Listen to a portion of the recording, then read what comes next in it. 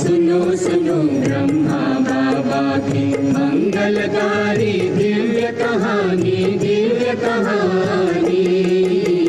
सुनो सुनो जिसको सुनकर अज्ञानी भी, जिसको सुनकर अज्ञानी भी बन जाता ज्ञानी। सुनो सुनो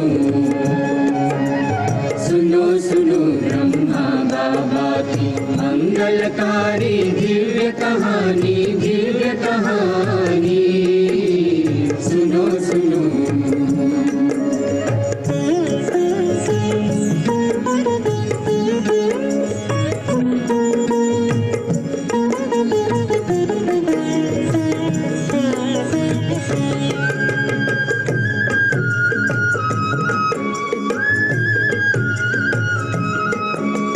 एक दिन सांझ की बेला थी, एक दिन सांझ की बेला थी। हम बात बताते हैं, हम बात बताते हैं।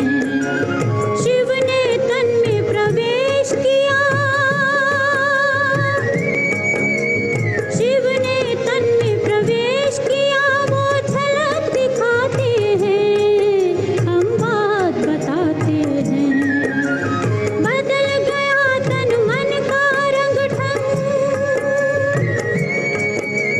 बदल गया तन मन का रंग ढंग। हुआ पूर्ण परिवर्तन, सूर्य चंद्र सा चमक उठा मुख। हुआ अलौकिक दर्शन, सूर्य चंद्र सा चमक उठा मुख। हुआ अलौकिक दर्शन, हुआ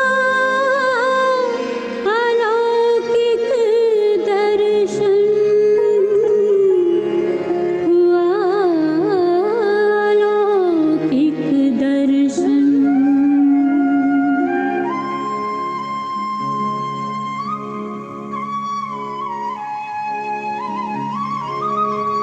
शिव ने ब्रह्मा नाम दिया, शिव ने ब्रह्मा नाम दिया और मीठी दीवानी। सुनो सुनो सुनो सुनो ब्रह्मा बाबा की मंगलकारी दिव्य कहानी, दिव्य कहानी। सुनो सुनो ब्रह्मा बाबा की मंगलकारी दिव्य कहानी, दिव्य कहानी। सुनो सुनो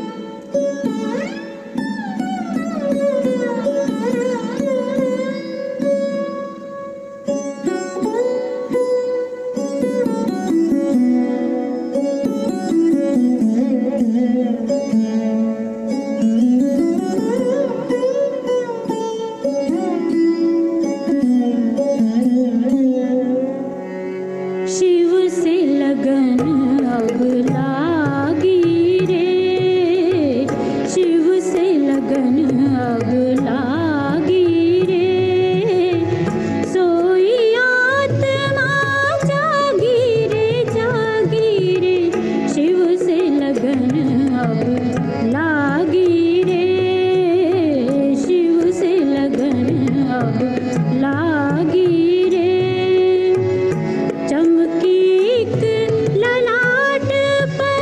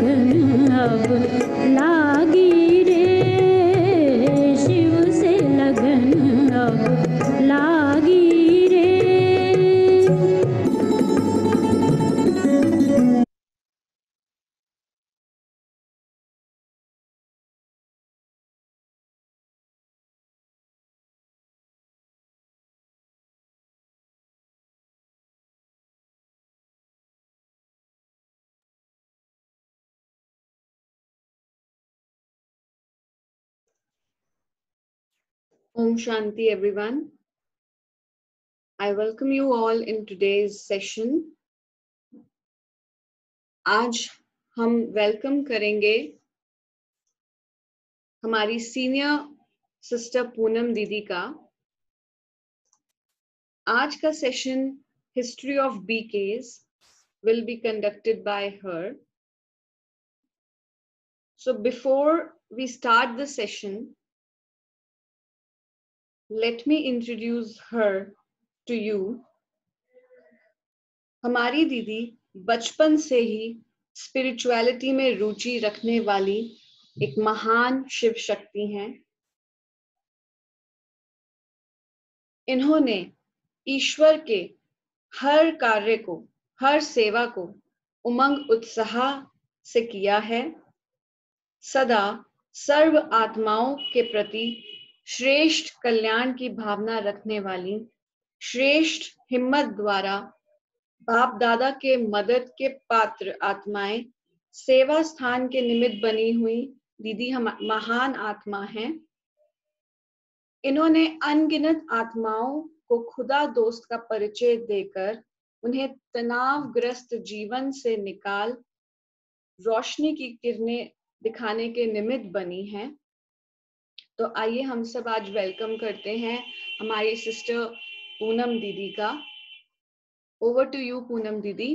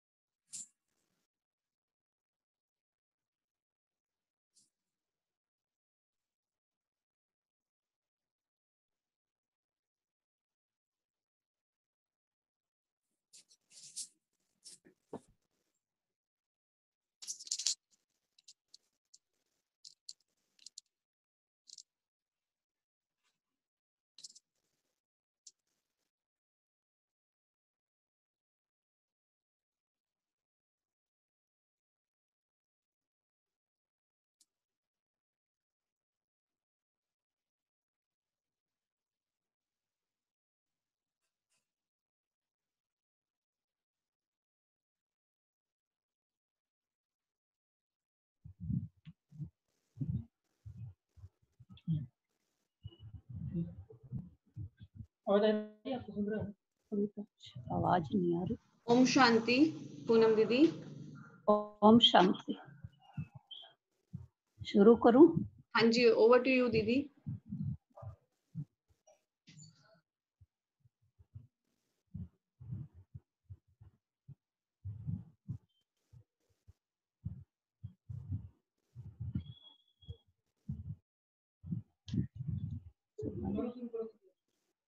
नहीं, मेरे को उसकी आवाज ही नहीं आ रही. शिखा की. दीदी आप शुरू कीजिए. शिखा बहन, आपकी आवाज नहीं आ रही मेरे को. हाँ जी दीदी आप शुरू कीजिए. मैं सोचती हूँ उसको जैसा आपकी आवाज भी ये रहा, आप बोलो. आपकी आवाज आ रही है? शुरू करूं? हेलो शिखा, हाँ जी दीदी शुरू कीजिए. आपकी मेरी आवाज आ सुनाई रही दे है क्या आप लोग? हाँ जी दीदी आ रही है.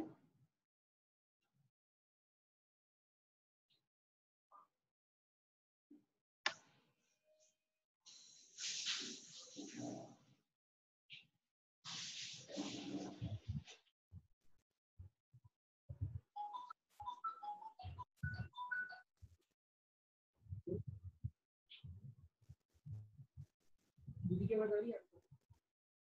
ठीक है, कंटिन्यू करा देंगे, चालू करा देंगे. ठीक. ओम शांति. आज हम सभी प्यारे ब्रह्मा बाबा की जीवन कहानी को सुनेंगे. ब्रह्मा बाबा का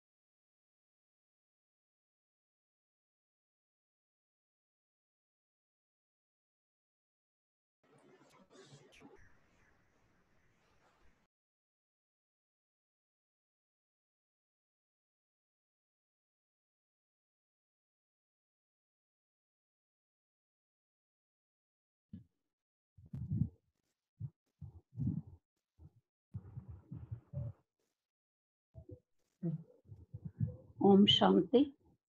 आज हम सभी प्यारे ब्रह्मा बाबा की जीवन कहानी को सुनेंगे। ब्रह्मा बाबा का इस लौकिक जगत का लौकिक नाम था लेखराज। सिंध हैदराबाद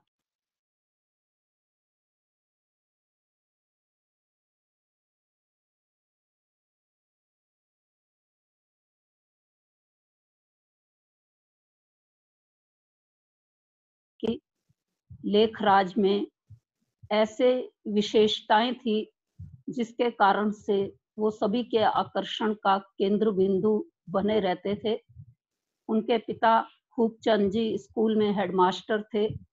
उसी स्कूल में 5वीं क्लास तक लेखराज जी ने शिक्षा प्राप्त की। छोटे बच्चे भी उनके आकर्षण में आकर्षित रहते थे और बड़े बूढ़े भी, क्योंकि लेखराज के जीवन की कुछ विशेषताएं जो सबको आकर्षित करती थी, जैसे वो छोटों को प्यार देकर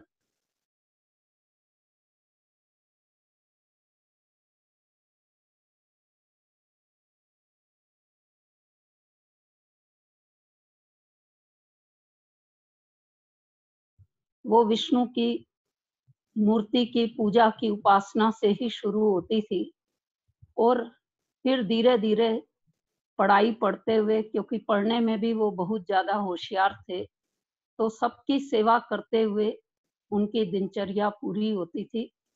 छोटी उम्र में ही उनके माता पिता ने शरीर छोड़ दिया था, तो इसलिए छोटी उम्र से ही उनको अपने बड़े भाई के साथ अनाज की दुकान पर अनाज का कार्य करने के लिए रखा गया। तो जैसे बताया कि बचपन में ही उनकी जो विशेषताएं थी जो लोगों को आकर्षित करती थी, तो उसमें एक विशेषता उनके अंदर दया भाव और रहम भाव बहुत अधिक था।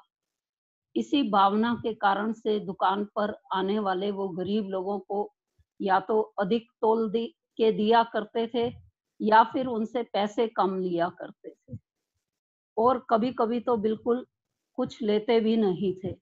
तो बड़ा भाई ये देखता रहता था।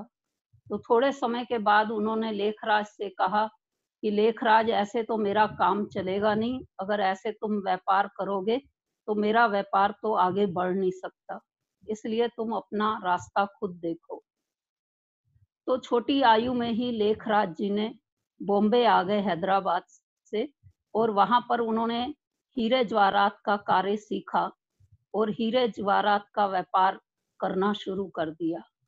इस व्यापार के कारण से उनका कांटेक्ट राजाओं महाराजाओं से रहता था। राजाओं को उनके ऊपर इतना ज्यादा विश्वास था क्योंकि उनका व्यक्तित्व ही ऐसा आकर्षण में था। ऊंचा कद, ऊंचा ललाट, मीठी वाणी, व्यवहार में मधुरता इस तरह से थी कि हर व्यक्ति उनकी ओर खिंचा ही रहता था। तो इसलिए राजाओं ने भी उनको खुली छुट्टी दे रखी थी कि लेखराज, जब भी तुम कोई नया गहना बनाओ तो हमारे यहाँ आकर के हमारी रानियों को, राजकुमारियों को दिखा सकते हो। तो इस प्रकार से लेखराज जी जब भी नया गहना बनाते तो वो घर के किसी ना किसी सदस्य को, जैसे बेटी को, बहू को या पत्नी को साथ लेकर के जाते थे, और जब उनके गले में रानियां या राजकुमारियां वो नया गहना देखती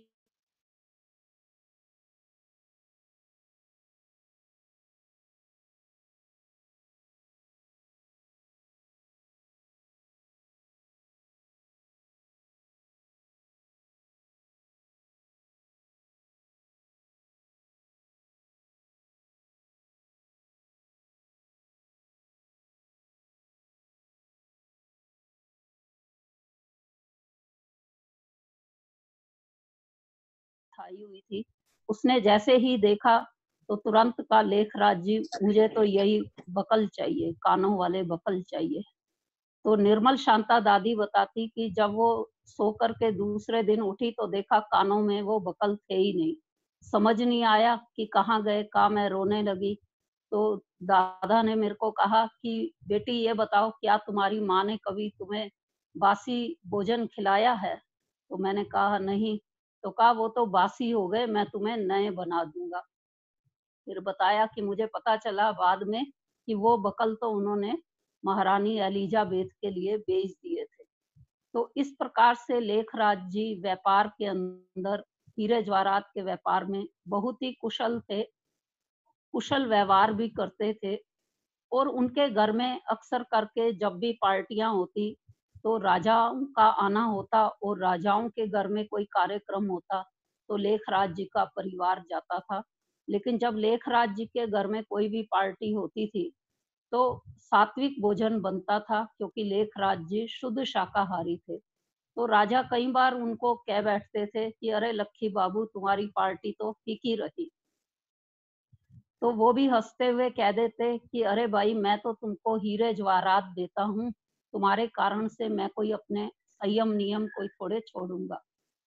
लेखराज जी का रिगार्ड राजा इतना अधिक करते थे कि बताते हैं एक बार उदयपुर के महाराणा ने लेखराज जी को उनके परिवार के साथ जो है श्रीनाथ द्वारे में दर्शन के लिए बुलाया।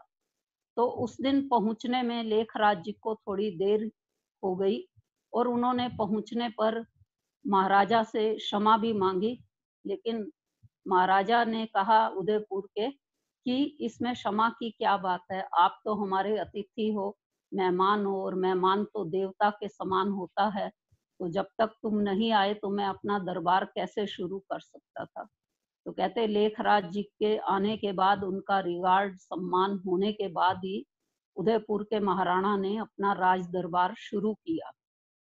तो जो सारथी उनको श्रीनाथ द्वारे ले जा रहा था, रास्ते में उसने लेखराज जी को बताया कि उदयपुर के इतिहास में ये पहला ही दिन ऐसा जब किसी साधारण से व्यक्ति के कारण से राजा ने दरबार रोके रखा हो। तो उनकी नजरों में तो वो साधारण थे, लेकिन परम पिता परमात्मा शिव ने जिसको अपना माध्यम बनाया, तो वो तो उनकी विशेषताओं को जानते ही थे कि कितना विशेष विशेषताओं को लिया हुआ लेखराज का व्यक्तित्व था। तो लेखराज जी जहाँ राजाओं महाराजाओं से व्यापार के कारण से क्लोज कांटेक्ट में आते थे, वहाँ वो दानवीर भी बहुत अधिक थे, महादानी भी बहुत ज्यादा थे। उन्होंने परिवार के प्रत्येक सदस्यों के साथ दान पुण्य करने का कार्य वो हजारों हजारों रुपयों का अपनी बहू बेटियों के द्वारा करवाते ही रहते थे। उन्हीं की बेटी निर्मल शांता दादी बताती है एक बार उन्होंने उसको सोने का कड़ा बना करके दिया, और वो जो है उनके घर में ब्राह्मणी जो आटा लेने आती थी वो आई हुई थी और वो रो रही थी।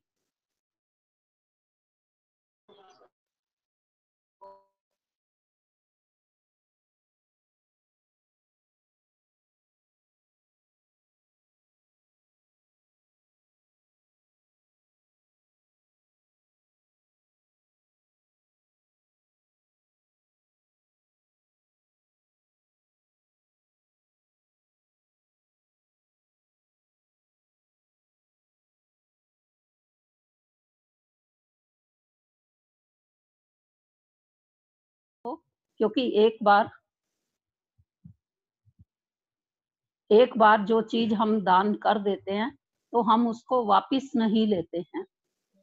तो इस प्रकार से जो है लेखराज जी इतना अधिक दान पुण्य करते थे कि उनके घर में ब्राह्मणों की तो लेने वालों की लाइन ही लगी रहती थी, और गुरु भक्ति भी उनकी बहुत ज्यादा थी।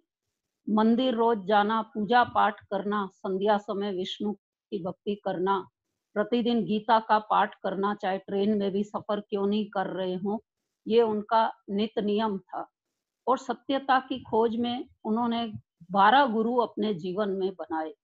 एक गुरु से संतुष्टि नहीं हुई, दूसरे से नहीं हुई, तीसरे से नहीं हुई, तो 12 गुरु जीवन में अपनाए। और गुरु के प्रति उनके मन में इतनी अगाध श्रद्धा भावना थी कि वो ये सोचते थे कि अगर गुरु घर में आ गए तो जैसे भगवान ही घर में आ गए हों। गुरु के आने पर पूरे घर की सफाई स्वच्छता स्वयं करना, और जो है घर के अंदर वो इत्र का छिड़काव करके रखते थे, और वो फल जो उस सीजन में अवेलेबल भी नहीं होता था, विशेष रूप से जैसे उनको स्वयं को भी आम पसंद था, तो वो भी मंगवा के रखते थे और स्वयं जो है पहरा देते थे कि कहीं गुरु की नींद ना खुल जाए। इतनी अधिक गुरु के प्रति उनके मन में श्रद्धा भावना थी। एक बार का किस्सा बताते हैं कि गुरु की अचानक उनके घर में तार आई कि लक्की बाबू को जल्दी भेजो, तो वो तुरंत चलने के लिए तैयार हो गए। लेकिन इसके साथ साथ उनके लौकिक घर का एक बहुत बड़ा प्रोग्राम उनके पोतरे के नामकरण संस्कार का होना था, जिसके कार्ड जो है पूरे शहर में और पूरे रिश्तेदारों में बढ़ चुके थे। तो जैसे ही वो जाने के लिए तैयार हुए तो उनकी धर्म पत्नी यशोदा उनको रोकने लगी और कहा कि आप कहाँ पर जा रहे हो, इतना बड़ा प्रोग्राम रच करके आप स्वयं जा रहे हो। तो लेखराज जी ने यशोदा से कहा कि यशोदा ये बताओ कि अगर अभी मेरे को काल लेने के लिए आ जाए तो क्या तुम उसको रोक सकोगी? कहा नहीं। तो कहा सुन लो फिर, गुरु का बुलावा काल का बुलावा। तो इस प्रकार से जो है जब वो गुरु के पास पहुंचे वहां पर, तो कोई बहुत बड़ी बात नहीं थी। गुरु का एक शिष्य सट्टे में 10,000 रुपए हार चुका था और लेखराज जी को उन्होंने कहा कि इस शिष्य को ये पैसा दे दो। अब बात इतनी सी थी, कोई और होता तो शायद नाराज भी होता कि मैं इतना बड़ा प्रोग्राम छोड़ करके आया और यहाँ तो कुछ है ही नहीं बात खास।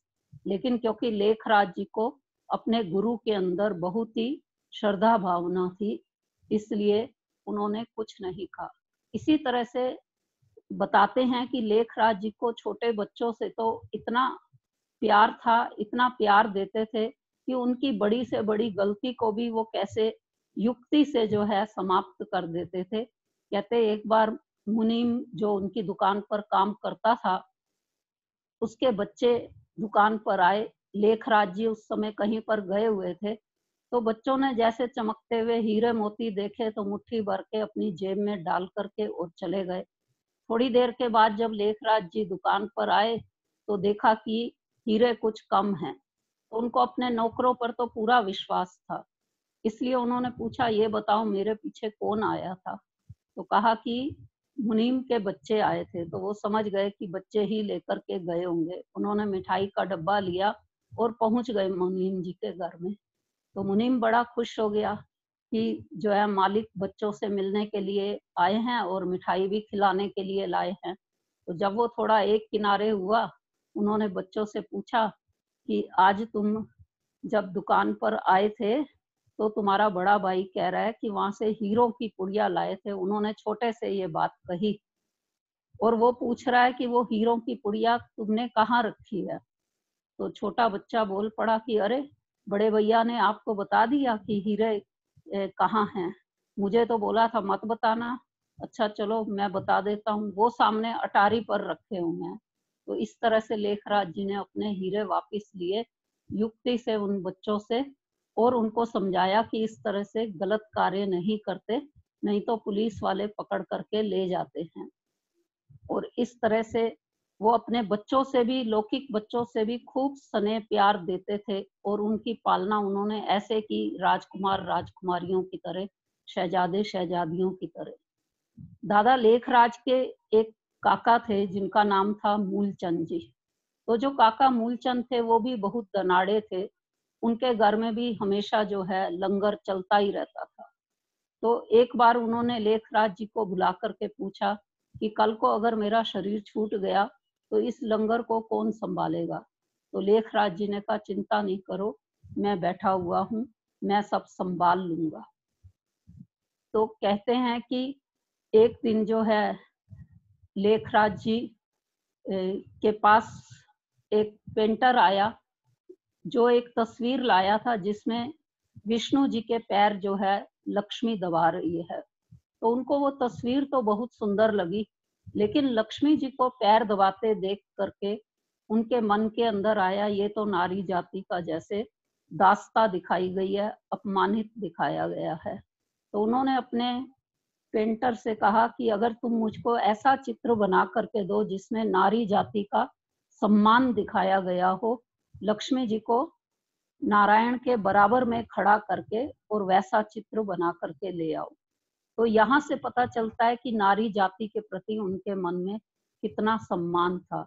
और दानवीर तो वो इतने अधिक थे कि अगर उनको पता चल जाता कि फलानी को जरूरत है, वो कोई विधवा है जिसकी जरूरत है, तो रातों रात उसके घर में खाने पीने की चीजों के बोरे भिजवा देते और लिख देते ईश्वर की ओर से।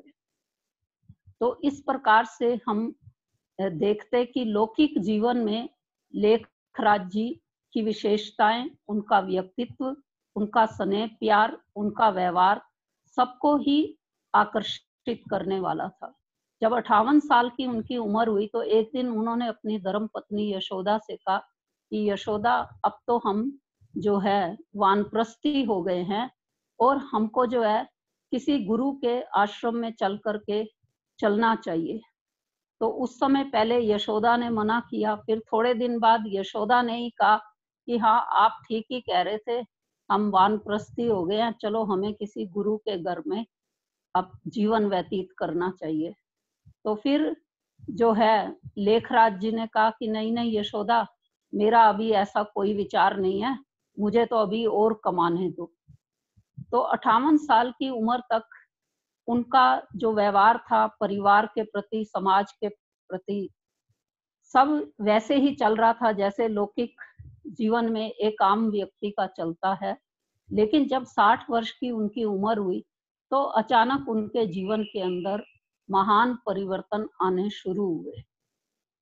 कहते हैं कि लेखराज जी एक दिन संध्या के समय जब पूजा कर रहे थे और उनके गुरु गोपीचंद जी भी उनके घर में आए हुए थे मुंबई के अंदर, तो विष्णु के जैसे लेखराज जी उपासक थे, तो संध्या समय पूजा करते करते अचानक ही उनको विष्णु चतुर्भुज का साक्षात्कार हुआ और ये आवाज सुनाई दी, अहम विष्णु चतुर्भुज तत्वम, मैं विष्णु चतुर्भुज हूँ, तुम वही हो। तो जैसे ही उन्होंने विष्णु जी का साक्षात्कार किया तो उनके तो खुशी में कदम जमीन पर नहीं पड़े और वो खूब डांस करते हुए और गुरु जी के पास गए और नतमस्तक होकर के कहा कि आज मुझे आपकी कृपा से मुझे मेरे इष्ट देव का साक्षात्कार हो गया है। तो गुरु जी ने इस विषय में अनभिज्ञता प्रकट की और कहा कि मैंने तुम्हें कोई साक्षात्कार नहीं करवाया है। तो लेखराज जी ने फिर कहा, नहीं, मुझे तो आपकी कृपा से ही ये साक्षात्कार हुआ है, लेकिन मुझे ये समझ नहीं आया कि बाद में मुझे ये आवाज आई कि अहम विष्णु चतुर्भुज तत्वम, मैं विष्णु चतुर्भुज हूँ, तुम वही हो। तो मुझे ये समझ नहीं आया कि मैं विष्णु चतुर्भुज कैसे हो सकता हूँ। तो गुरु जी ने फिर कहा कि मैंने तुम्हें कोई साक्षात्कार नहीं कराया। तो इससे लेखराज जी की जो गुरुओं के प्रति अगाध श्रद्धा भावना थी, गुरु को वो भगवान ईश्वर ही समझते थे, तो एकदम से उनका ध्यान गुरु से हट गया और ध्यान इस बात की ओर जाने लग गया कि आखिर वो क्या था, किसने मेरे को ये दिव्य साक्षात्कार कराया। तो मुंबई से जब वो सिंध हैदराबाद में भी आए तो वहां पर भी जैसे रोज संध्या समय पूजा करते थे, तो एक दिन पूजा करते हुए उनको फिर श्री कृष्ण के भिन्न भिन्न रूपों के साक्षात्कार होने लगे और जो साक्षात्कार होता था वो जैसे यूं हाथ उठा करके तत्वम तत्वम तत्वम ये जैसे वरदान देता था उनको। फिर उनका विचार चलता कि मैं कृष्ण कैसे हो सकता हूँ, और इस बात के चिंतन में वो कभी परिवार वालों को किसी पार्क के कोने में बैठे हुए चिंतन करते हुए मिलते और कभी वो सागर के तट पर बैठे हुए मिलते। परिवार वालों में ये चिंता भी आने लगी कि लेखराज जी को पता नहीं क्या हो गया है, ये सारा सारा दिन पार्क में बैठे हुए पता नहीं क्या सोचते हैं। तो थोड़े दिनों के अंदर उनके घर में जो उनके काका मूलचंद थे, उनके घर से तार आई कि लक्की बाबू को जल्दी भेजो, काका का स्वास्थ्य ठीक नहीं है। तो कहते कि लेखराज जी पहुंच गए काका मूलचंद के घर में, लेकिन जब तक वो वहां पहुंचे तब तक उन्होंने शरीर छोड़ दिया था। तो संध्या समय लेखराज जी जैसे अपनी पूजा पाठ करते थे, कर रहे थे, तो तो अचानक उन्होंने अपने काका मूलचंद की मृत्यु के दृश्य का साक्षात्कार किया और उस साक्षात्कार में उन्होंने देखा कि कैसे एक सफेद चमकती हुई रोशनी है जो मस्तक से हाथ के अंगूठे में आई, फिर पैर के अंगूठे में गई, फिर पैर के अंगूठे से ऊपर चढ़ते हुए आंखों के जरिए बाहर निकल गई। तो जब ये देख रहे थे तो गीता क्योंकि उन्होंने पढ़ रखी थी तो उनको ये एहसास हो गया कि ये काका मूलचंद की मृत्यु के दृश्य का ही साक्षात्कार मुझे हो रहा है। तो जब वो वहां से वापिस घर में आए तो जब एक एक को देखें, जैसे अपनी धर्म पत्नी यशोदा को देखे, बहू को देखे, बेटे को देखें, जिसको एक ज्योत सी चमकती हुई नजर आए, आत्मा चमकती हुई नजर आए, तो उन्होंने दीवारों पर कापियों पर लिखना शुरू कर दिया कि यशोदा आत्मा है, निर्मल शांता आत्मा है, नारायण आत्मा है, किशन आत्मा है।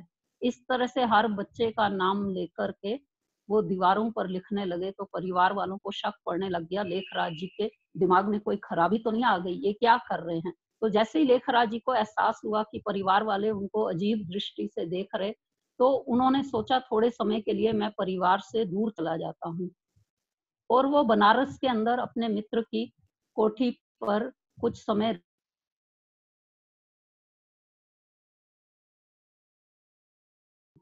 वो लिख करके परिवार वालों को भेजते रहते थे, खजाना मिल गया, चाबी मिल गई, पा रहा हूँ।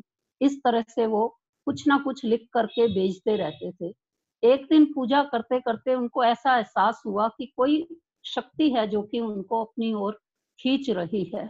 तो वो कमरे में से उठ करके बाहर बगीचे में आ गए, पेड़ के नीचे बैठे हुए थे।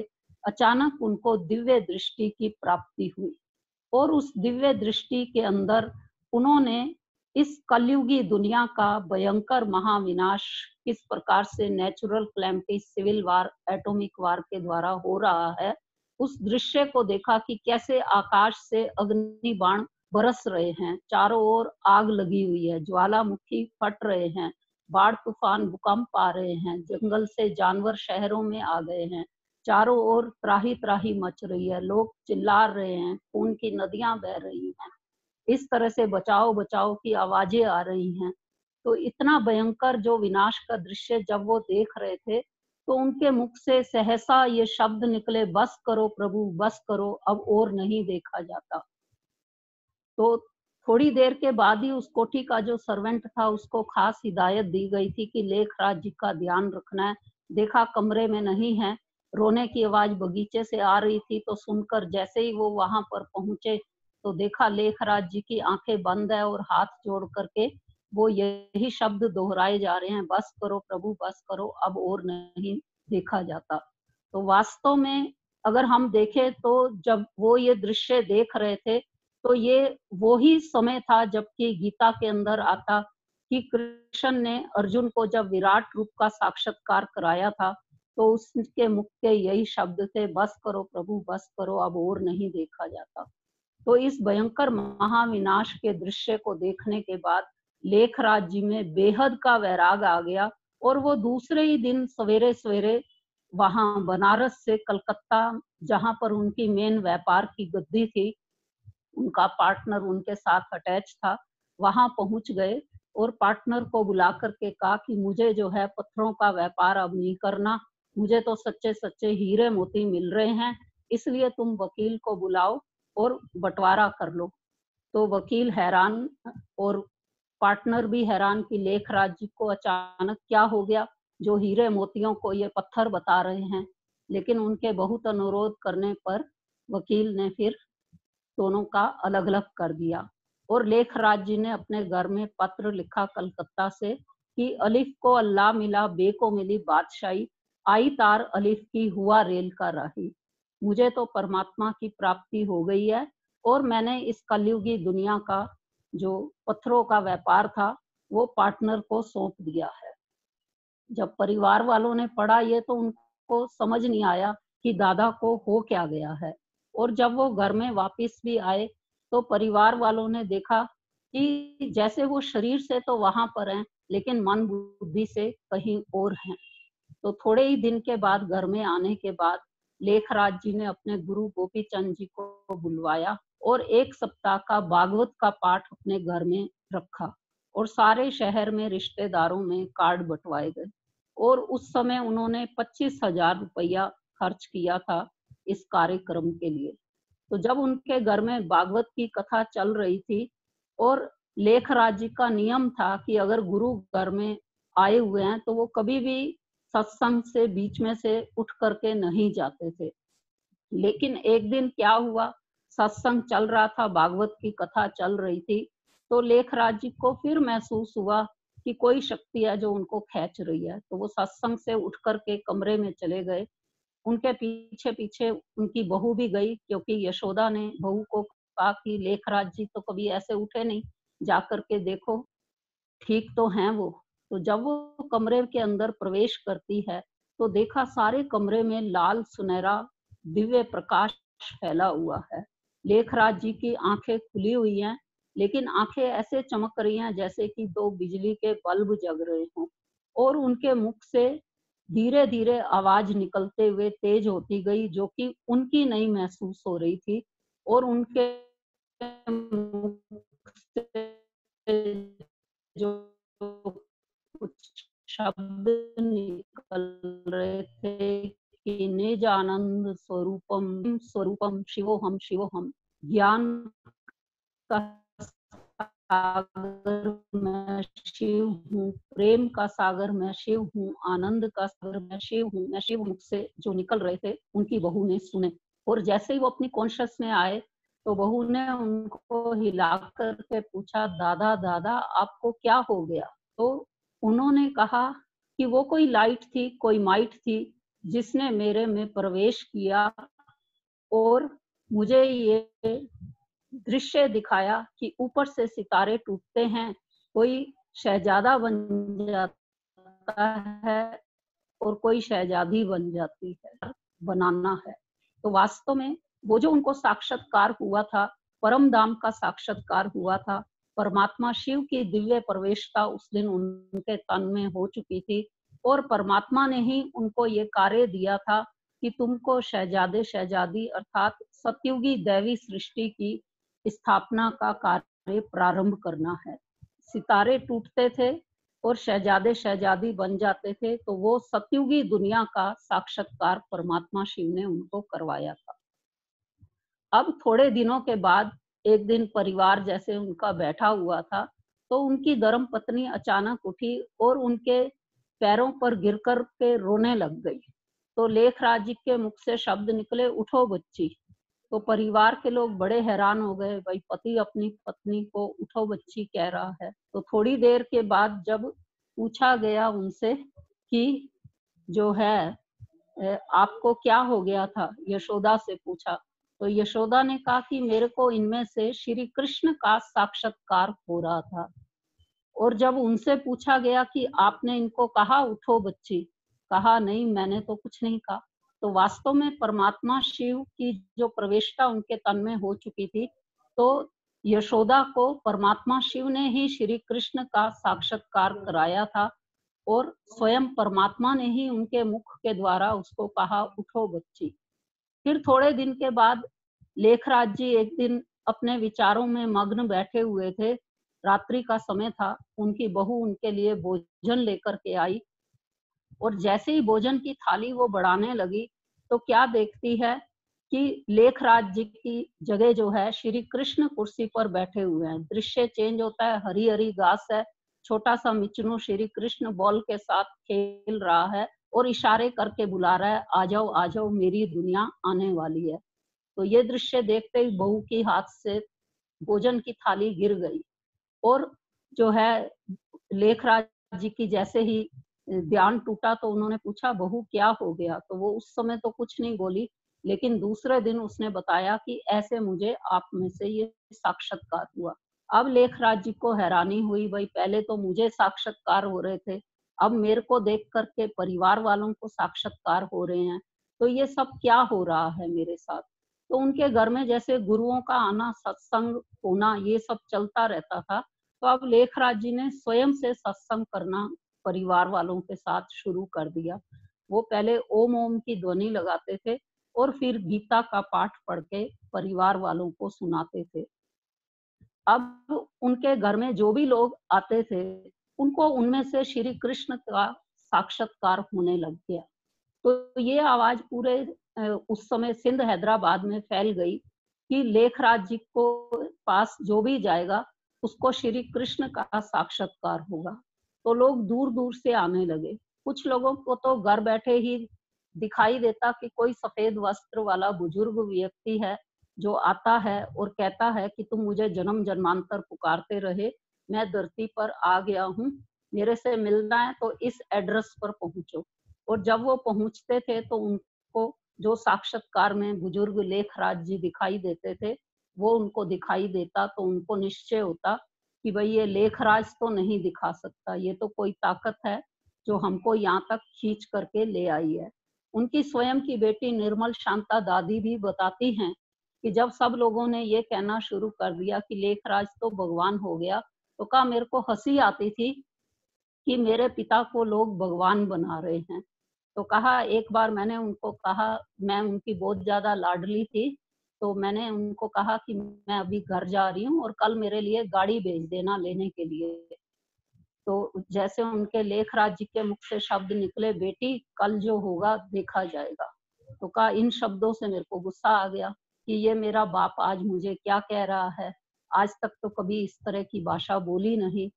तो कहा जब मैं रात को सो रही थी, ठीक 2:30 बजे मेरी नींद खुली, खिड़की खुली हुई थी और उसमें से एक सफेद प्रकाश आता हुआ दिखाई दिया और उस सफेद प्रकाश में मैं अपने पिता लेखराज को देख रही हूँ और साथ साथ दृश्य बदलता है, देखती हूँ हरी घास है, श्री कृष्ण छोटा मिचनू बॉल के साथ खेल रहा है और इशारे करके बुला रहा है, आ जाओ मेरी दुनिया आने वाली है। तो कहा मैं ये दृश्य देख करके हैरान हो गई और ये सोचा ये मेरे मन का वहम है, तो मैं करवट बदल करके सो गई। थोड़ी देर बाद का फिर मेरी नींद खुली तो देखती हूँ वही दृश्य दिखाई दे रहा है। फिर अपने आप को जबरदस्ती मनाया कि ये मेरा वहम है। तीसरी बार फिर जब वही दृश्य दिखाई दिया और कानों में आवाज आई, उठो बच्ची, तुम्हें विश्व का कल्याण करना है। तो कहा मैं सोचने लगी कि कब सवेरा हो और कब मैं अपने पिता के पास जाऊं, क्योंकि उसकी ससुराल पास में ही थी लेखराज जी के घर के। तो दूसरे दिन सवेरा होते ही कहा मैं गई दादा लेखराज के पास और कहा, तो मेरे से पूछा कि बच्ची पहचान गई मेरे को? तो मेरे मुख से निकला, हाँ दादा पहचान गई, पहचान गई, पहचान गई, पहचान गई। बोला हाँ पहचान गई। तो उनके मुख से शब्द निकले, उठो बच्ची, तुम्हें विश्व का कल्याण करना है। तो ये बात सुनकर के तो फिर कहा कि मैं इतनी हैरान हो गई कि ये शब्द इनको कहाँ से पता चल गए। तो कहा तब मेरे को निश्चय हुआ कि भगवान इनके तन में आ चुके हैं। तो इस प्रकार से जब सत्संग चल रहा था, उसी सत्संग के अंदर एक रोचा नाम की माता भी आती थी, जिसकी 2 बहनें और थी और तीनों बहनों के पतियों ने शरीर छोड़ दिया था। तो वो बहुत ज्यादा दुखी परेशान रहती थी। तो लेखराज जी की पत्नी यशोदा रोचा माता को रोज घर के आगे से निकलते हुए जब देखती थी तो उसको बुला करके कहा कि तुम लेखराज के सत्संग में आओ, तुम्हें बड़ी शांति मिलेगी। तो तब कहते हैं कि रोचा माता अपनी बेटी ओम राधे के साथ सत्संग के अंदर गई। तो ओम राधे जैसे सब सत्संग में जाते थे तो लेखराज के अंदर से सबको दिव्य साक्षात्कार होते थे, लेकिन जो ओम राधे थी उसको कोई साक्षात्कार नहीं हुआ। वो 16 साल की कन्या थी, 10वीं क्लास में पढ़ती थी, बुद्धि में बहुत तीखी थी, उसकी पढ़ाई में निपुण थी, संगीत में निपुण थी, सितार बजाती थी, बहुत फैशनेबल थी, देखने में भी बड़ी खूबसूरत थी। तो जब वो सत्संग में गई तो उसको लगा कि इस व्यक्ति में कोई चुंबकीय आकर्षण ऐसे, वो जो है जब उनके पास निकट पहुंच गई और सितार बजाने लग गई, उसमें से ओम ओम की ध्वनि निकलने लग गई, तो वातावरण और खूबसूरत हो गया। जब वो अपनी माँ के साथ वापस चली गई तो लेखराज ने अपनी धर्म पत्नी यशोदा से पूछा कि क्या तुम्हें पता है कि ये आज जो सत्संग, मुझे तो कई दिन से ये दिव्य साक्षात्कार हो रहा था कि ओम राधे सत्संग के अंदर आने वाली है, राधे सत्संग में आने वाली है। तो राधा का साक्षात्कार ओम राधे में से यशोदा को पहले पहले हुआ, जैसे कृष्ण का साक्षात्कार लेखराज में से हुआ था। तो थोड़े ही दिनों के अंदर जैसे ओम राधे रोज सत्संग में आती थी, तो एक दिन उनकी माता रोचा अपनी ही बेटी की गोद में माँ माँ कह करके जो है पुकारने लगी। तो सब बड़े हैरान होने लगे। जब वो ध्यान से नीचे आई तो लेखराज जी ने पूछा, बेटी आज आपको क्या हो गया था, आपने क्या देखा? तो कहा, मैंने देखा कि ये जो ओम राधे है, इसने सफेद वस्त्र धारण किए हुए हैं, मोर की सवारी पर कर रखी है और मुकुट लगा हुआ है, हाथों में सितार है। तो एक ज्योति पुंज आया जिसने कहा कि ये वही ज्ञान की देवी वीणा वादनी माँ सरस्वती है, जिसको सारा संसार पूज रहा है। तो ओम राधे में से सरस्वती का साक्षात्कार उनकी माता को हुआ। ऐसे ही लेखराज जी में से ब्रह्मा का साक्षात्कार और लोगों को होने लगा। तो अब साक्षात्कार ये इतना अधिक सिंध हैदराबाद में बढ़ते जा रहे थे कि बड़े बड़े रिच फैमिलीज की बेटियां बहू भी सत्संग में आने लगी। और वो जैसे ही लेखराज में श्री कृष्ण को देखती थी तो उनको स्पर्श करने की कोशिश करती थी। तो जब वो उनको स्पर्श करने की कोशिश करती थी तो अब समाज वालों ने इसको बहुत ही दूसरे रूप में लेना शुरू कर दिया। 15 मिनट है जी। तो दूसरे अर्थों में जब लेना शुरू किया तो लेखराज जी को लगा कि मैं तो ना इनको घर से बुलाता हूँ, ना मैं इनके लिए कुछ बात करता हूँ, और ये तो अपने आप से ही आती हैं और लोग मेरे को यूं ही बदनाम कर रहे हैं।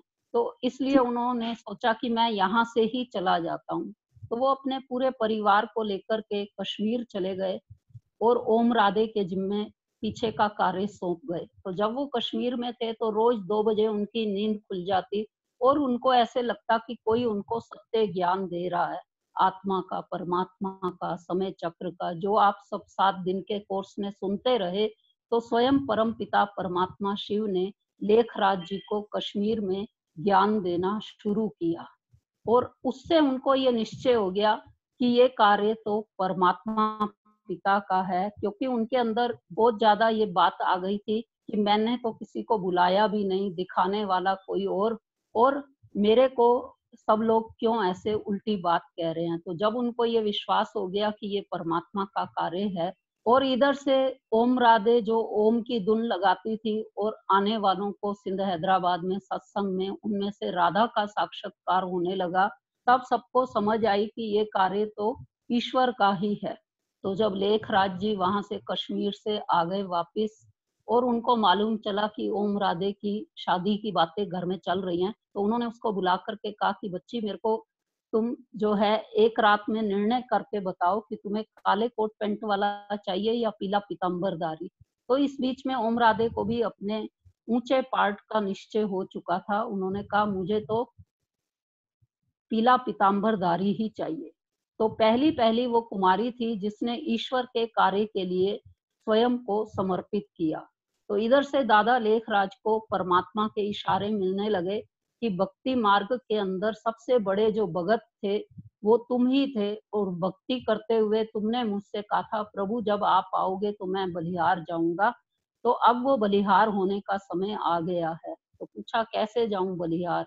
तो कहा जो भी तुम्हारा तन मन धन है वो सब लिखित रूप में इन माताओं बहनों के आगे समर्पित कर दो। तो कहते लेखराज जी ने परमात्मा की आज्ञा का तुरंत पालन किया।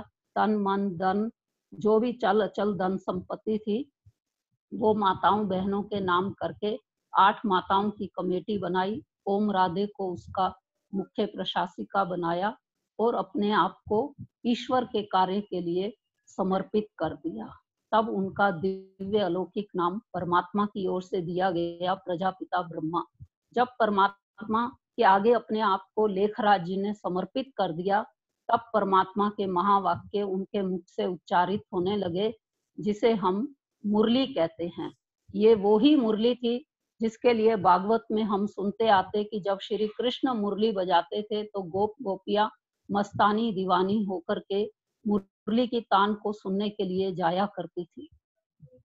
तो ऐसे ही दादियां हमारी बताती कि कैसे हम दूध दही के बहाने वो ईश्वरीय महावाक्य मुरली जो है सुनने के लिए जाया करते थे। लेकिन जैसे महावाक्यों में एक बार ये बात आई कि तुमको परमात्मा को याद करने के लिए खान पान की शुद्धि रखनी है, ब्रह्मचर्य व्रत का पालन करना है, तो फिर से जो आने वाले परिवार थे उनमें हलचल हो गई और लोगों ने तरह तरह से फिर से दादा लेखराज पर इल्जाम लगाने शुरू किए। और उन्होंने कहा कि मैं तो कुछ कहता ही नहीं हूँ, जो ताकत आकर के कह करके जाती है आप उनसे बात करो। लेकिन जब लोगों का विरोध बढ़ता रहा और परमात्मा की आज्ञा हुई कि इस स्थान को छोड़ दो, तो उन परमात्मा के महावाक्यों के अनुसार कुछ कार्य में जो लोग समर्पित हो गए, 350 लोग, उनका ग्रुप लेकर सिंध हैदराबाद से लेखराज जी कराची में आ गए। कराची में उनके अपने मकान भी थे, कुछ और भी किराए पर लेकर एक हॉस्टल सा जैसे बन गया। बहनें अलग रहती, भाई अलग रहते, बच्चे अलग रहते, और इस प्रकार से 14 वर्ष तक तपस्या का कार्यक्रम वहां पर कराची के अंदर चलता रहा। वहां भी कई अटकाव आए, विघ्न आए। लेखराज को समाप्त करने के लिए कई एंटी पार्टी से जुड़े हुए लोग आए। जैसे एक सिख आया, कृपाण उठा करके लेखराज जी जब सोए हुए थे मारने लगा, तो उसको जो है गुरु नानक देव का उनमें से साक्षात्कार होने लग गया। और इसी प्रकार से एक व्यक्ति और आया, देखता है कि कॉम्प्लेक्स में सारे सफेद वस्त्रधारी घूम रहे हैं, लेकिन फिर उसको दिखाई देता ज्योत स्वरूप आत्माएं चारों ओर चमक रही हैं, मारे तो किसको मारे। यहाँ तक कि एंटी पार्टी के लोगों ने कोर्ट में केस भी कर दिया, जहां पर मम्मा ने जाकर के जज के सभी प्रश्नों का जवाब दिया और वो संतुष्ट हुए जज साहब। तब उन्होंने कहा कि नहीं, ये संस्था बिल्कुल ठीक है। और यहाँ तक भी एंटी पार्टी के लोग जिनके घर परिवारों से बच्चे भाग करके आ गए थे या घर के और भी सदस्य आ गए थे, जैसे कि उस समय बहुत लोग ये कहते ही रहते थे कि भाई ये तो ऐसी संस्था है जहां पर सब कुछ छुड़वाया जाता है, लेकिन वास्तव में ऐसा नहीं था। वो तो परमात्मा की दिव्य शक्तियां कार्य कर रही थी और इसलिए सब लोग भाग भाग करके जो है मुरली सुनने के लिए जाया करते थे। और एक बार तो एंटी पार्टी के लोगों ने हद ही कर दी। एक अखबार उस समय निकलता था, विश्वामित्र, तो उसने लेखराज जी के बारे में जो भी गलत गलत बातें वो लिख सकता था पब्लिक को दूर करने के लिए उसने लिखी। तो जो रहने वाले थे उनको बड़ी तकलीफ हुई और उन्होंने कहा हम अभी इसको जाकर के जो है सिखा करके आते हैं। तो लेखराज जी ने रोका कि नहीं, इसका और मेरे कर्म का हिसाब किताब है, मैं ही इसको जवाब दूंगा। तो लेखराज जी ने उसको पत्र लिखा कि हे विश्वामित्र, तुम तो सारे विश्व के मित्र हो, तो मेरे दुश्मन कैसे हो सकते। निंदा हमारी जो करे, मित्र हमारो सोए। तो इस प्रकार से उस व्यक्ति को बहुत ही इसका प्रभाव पड़ा। उसने लेखराज जी के पैर पड़ के खूब उनसे माफिया मांगी और 14 वर्ष तक कराची में रहने के बाद जब भारत पाकिस्तान का विभाजन हो गया, सब लोग जो है भारत में आ गए थे, लेकिन ये 3 साल तक कराची में ही रहे। मुस्लिम लोग आने नहीं देते थे, वो कहते थे आप तो पाक लोग हो, आप तो हमारे देश की शान हो, हम आपको कहीं नहीं जाने देंगे। लेकिन 1950 में जिनके सदस्य वहां रुके हुए थे उन परिवारों की चिट्ठियां लेखराज जी को आने लगी और वो माफी मांगने लगे और कहा कि आप भी भारत में आ जाओ। तो फिर 1950 में 1950 में माउंट आबू में कराची से समुद्री जहाज पर आकर के सब शिफ्ट हो गए और माउंट आबू में फिर रेगुलर 69 तक जो परमात्मा शिव के महावाक्य चले उन्हें साकार महावाक्य कहा जाता है। और ये वो ही मुरली है जिसकी तान सुनने के लिए गोप गोपियां दीवानी मस्तानी हुई थी। लेकिन अगर काठ की मुरली की बात होती तो आज बॉम्बे में सुनाने वाले बहुत ज्यादा हैं, सभी लोग आकर्षित हो जाएं। लेकिन वास्तव में सत्य परमात्मा शिव के जो महावाक्य चले वो साकार महावाक्य कहलाए। 18 जनवरी 1969 में 1969 में ब्रह्मा बाबा ने अपने पुरुषार्थ से इष्ट ईश्वरीय मत पर चलते हुए कंप्लीट परफेक्शन की स्टेज को गेन कर लिया, संपूर्ण अव्यक्त स्थिति को प्राप्त कर लिया। तो उनके जाने के बाद सभी के मन में ये विचार चलने लग गया कि अब संस्था कैसे चलेगी। बाबा तो चले गए, ना तो स्वर्ग आया ना सतयुग आया, अब हमारा क्या होगा। लेकिन शुरू से ही जैसे संस्था के अंदर ट्रांस का पार्ट था, बहुत सारी माताएं बहनें थी जो ध्यान में जाती थी। तो वो जब ध्यान में गई तो परमात्मा शिव के उनको गाइडेंस मिली, निर्देश मिले, और उन निर्देशों के अनुसार गुलजार दादी जी, जो कि दिल्ली जोन की मुख्य इंचार्ज बनी उन दिनों के अंदर, और वर्तमान समय तो वो संस्था की मुख्य प्रशासिका हैं। तो उनका जब वो 8 साल की उम्र की थी, सत्संग में अपनी माँ के साथ आई थी। पहले ही दिन वो 3 घंटे तक ध्यान के अंदर रही थी, और उसके बाद तो रेगुलर रूटीन में 8 वर्ष की उम्र से लेकर आज वो जो है 95 ईयर ओल्ड हो रही हैं, तो भी उनका ट्रांस का वो पार्ट बना ही हुआ है। तो उनके द्वारा परमात्मा शिव का अव्यक्त पार्ट, महावाक्य सुनाने का पार्ट जो है शुरू हो गया। और उस पार्ट को तो हमने खुद ने 1980 से लेकर के मैंने भी 2017 तक उस पार्ट को अपनी आंखों से देखा है कि कैसे शिव परमात्मा और ब्रह्मा बाबा, क्योंकि जो परमात्मा शिव का साकार माध्यम है। हम शिव के मंदिर में जाते हैं तो 2 नंदी गण दिखाए जाते हैं, एक मंदिर के अंदर होता है और एक मंदिर के बाहर होता है। तो जो परमात्मा शिव का परमानेंट मीडियम है वो तो ब्रह्मा बाबा है। बैल की सवारी दिखाई जाती जो कि पुरुष का प्रतीक है। लेकिन जो है एक मंदिर के बाहर छोटा नंदीगण, तो वो बनी गुलजार दादी जी। तो गुलजार दादी जी के तन में परम धाम से शिव परमात्मा सूक्ष्म लोक में ब्रह्मा के फरिश्ते स्वरूप में प्रवेश होकर दोनों आत्माएं गुलजार दादी जी के तन में प्रवेश होती, और गुलजार दादी जी की आत्मा अपने सूक्ष्म शरीर के साथ थोड़े समय के लिए सूक्ष्म लोक में जाकर के बैठ जाती। और फिर जो नजारा हम देखते कि कैसे जो है उनके चेहरे का आकर्षण, चेहरे का तेज ओज, चेहरे पर परमानेंट मुस्कान, और जो आवाज वो भी परिवर्तन हो जाती, और जो महावाक्य सुनने को मिलते वो ऐसे महावाक्य जिसकी कोई काट ही नहीं। तो गुलजार दादी जी को तो हमने नजदीक से भी देखा हुआ, उनकी क्लासेस भी हम सुनते थे। वो जब मुरली पढ़ के सुनाती थी वो भी सुना, लेकिन जब परमात्मा शिव उनमें प्रवेश होकर के महावाक्य उच्चारित करते वो भी देखे, तो सब में इतना महान अंतर पाया। तो इस प्रकार से परम पिता परमात्मा शिव का कार्य आज भी चल रहा है। आज भी परमात्मा शिव के महावाक्य जो कि हम रोज सुनते हैं और आप सब भी सुनोगे, उन महावाक्यों से हमको क्या फायदा होगा वो हमको अब शिखा बहन बताएंगे। ओम शांति।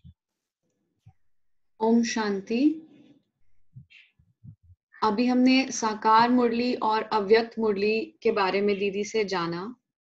तो जो मुरली है वो गॉडली रिवलेशंस हैं, और उनके बारे में मैं आज आपको उसके बेनिफिट्स बताऊंगी। मुरली आत्मा का नरिशमेंट है। मुरली डायरेक्ट परमात्मा के महावाक्य हैं। मुरली योग का एकमात्र आधार है। मुरली माध्यम है 84 जन्मों को बहुत अच्छा बनाने का। मुरली हमारे अंतर मन के सभी प्रश्नों का जवाब है। मुरली हमें वेस्ट और नेगेटिव संकल्पों से बचाती है। मुरली पाप कर्म करने से बचाती है। मुरली नए कार्मिक अकाउंट्स क्रिएट करने से बचाती है।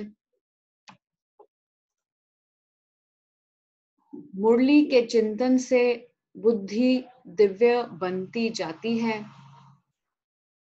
मुरली पुराने संस्कारों को परिवर्तन करने का आधार है। मुरली आत्मा और परमात्मा की कॉन्वर्सेशन है। ये मुरली हमारे 84 जन्मों की कहानी है। मुरली रिश्तों में मिठास लाने का साधन है, आत्म उन्नति का एकमात्र आधार है। मुरली तीनों लोकों और तीनों कालों का सत्य ज्ञान है। मुरली पढ़ाई के चारों सब्जेक्ट्स, यानी जो हमारे 4 सब्जेक्ट्स हैं, ज्ञान, योग, धारणा और सेवा, इन सभी की स्टडी है।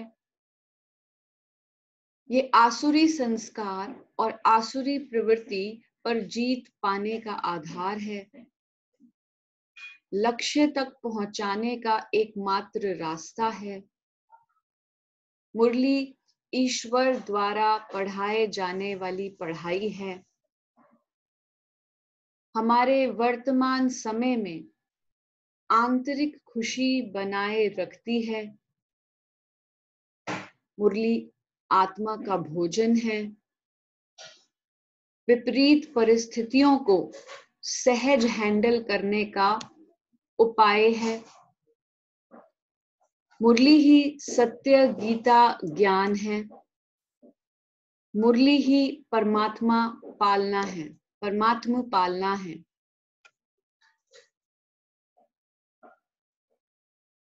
ओम शांति।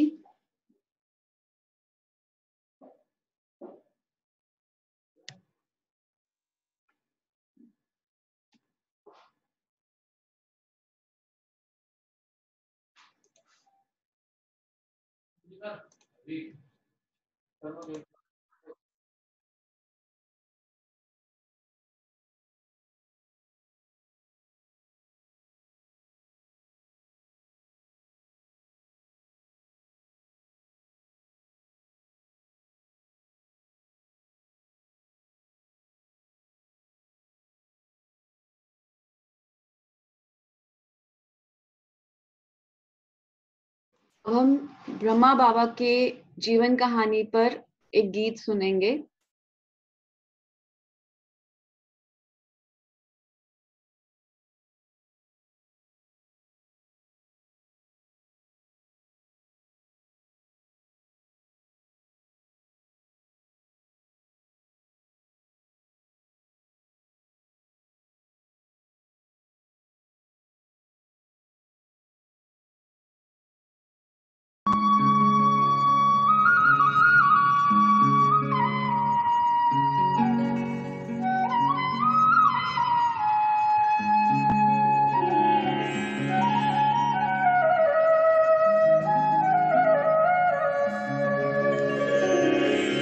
इस भूमि पर कोटि कोटि जन आते हैं और जाते हैं।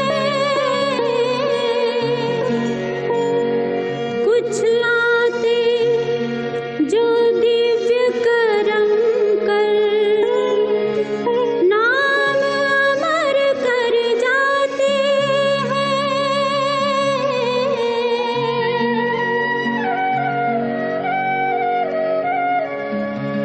सुनो सुनो सुनो सुनो ब्रह्मा बाबा की, सुनो सुनो ब्रह्मा बाबा की मंगलकारी दिव्य कहानी, दिव्य कहानी। सुनो सुनो सुनो सुनो ब्रह्मा बाबा की मंगलकारी दिव्य कहानी, दिव्य कहानी। सुनो सुनो जिसको सुनकर अज्ञानी भी, जिसको सुनकर अज्ञानी भी बन जाता ज्ञानी। सुनो सुनो सुनो सुनो ब्रह्मा बाबा की मंगलकारी दिव्य कहानी, दिव्य कहानी। सुनो सुनो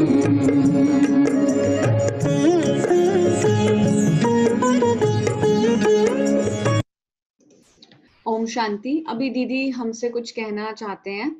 आज लास्ट सेशन भी है जैसे हमारा, और ये जो सॉन्ग है ये मैं आपको फॉरवर्ड कर दूंगी, जिसमें जीवन कहानी के बारे में कॉमिक्स के थ्रू, कार्टून्स के थ्रू आप देख सकते हैं इसको। ओवर टू यू पूनम दीदी।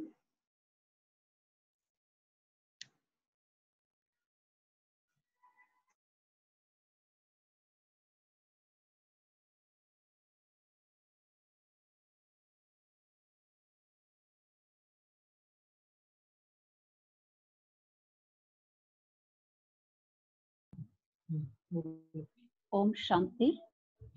तो सर्वप्रथम तो मैं, जिन्होंने भी ये 7 दिन का कोर्स पूरा अटेंड किया है, उन सबको बहुत बहुत मुबारकबाद देना चाहूँगी कि आप सबने अपना कीमती समय निकाल करके 7 दिन का ज्ञान का कोर्स किया।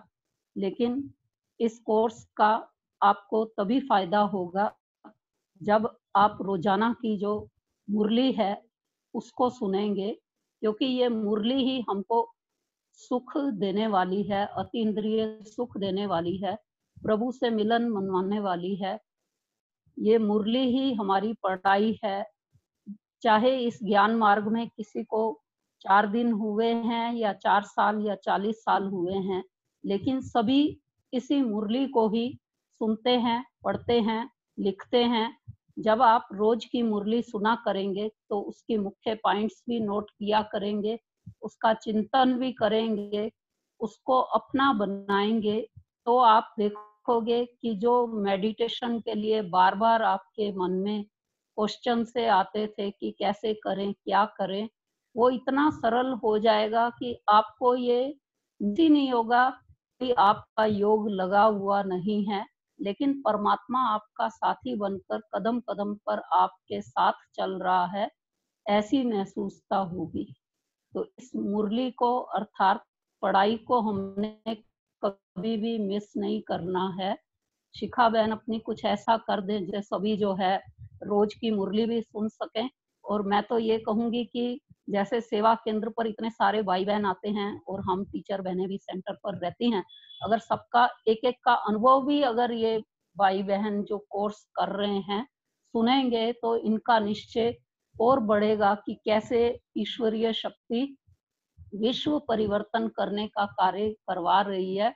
और अब तो वो परिवर्तन की घड़ियां पूरी भी होने वाली है। फिर भी सब मुबारक के पात्र हैं कि वो समय आए उससे पहले ही आपने ये कोर्स कर लिया, और समय पर आप महसूस करेंगे कि हम कितने पद्मा पदम भाग्यशाली हैं, जो समय पर हम प्रभु पिता को जान गए, पहचान गए, मान भी गए, और मानने के बाद बस उनसे रोज उसकी हेल्प की, उसके एक्सपीरियंस को करने की आवश्यकता है। उम्मीद है आपने जो अनुभव किया उस अनुभव को आप औरों को भी सुनाएंगे, औरों को भी परमात्मा की सच्ची पहचान देकर औरों की लगन भी परमात्मा से लगवाएंगे। ओम शांति।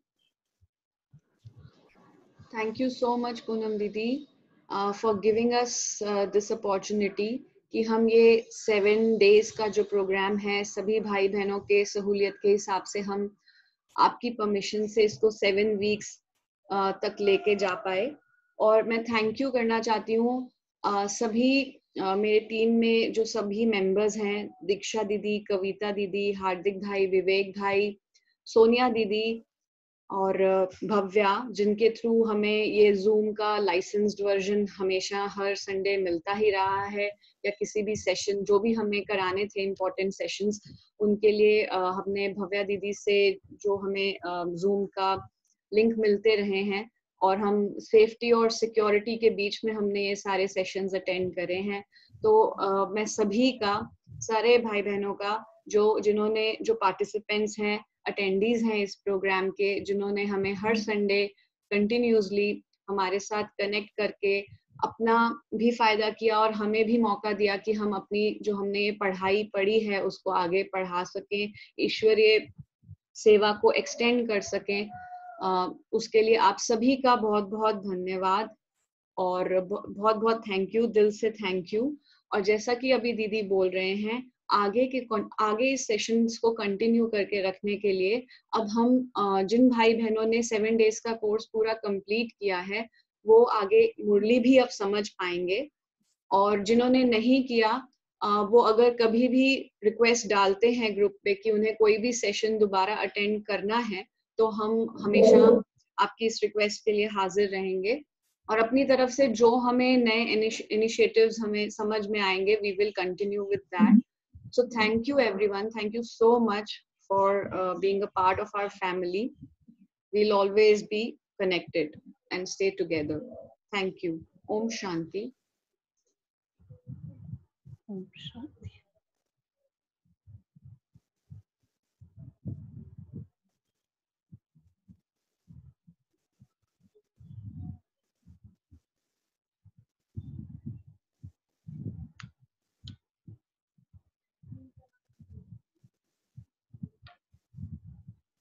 अगर आप चाहें तो अपने कमेंट्स जो हैं चैट विंडो पे लिख सकते हैं। अगर आप हमसे कुछ आगे आप हमें कुछ सजेशंस देना चाहते हैं to further continue this, so we are waiting for your comments in the chat window and we are reading it.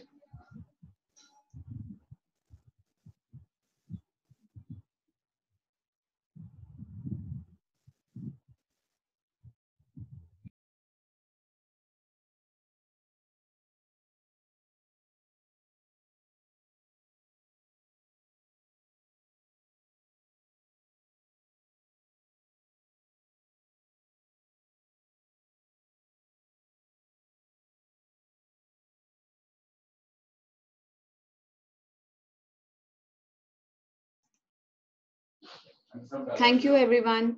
Om Shanti.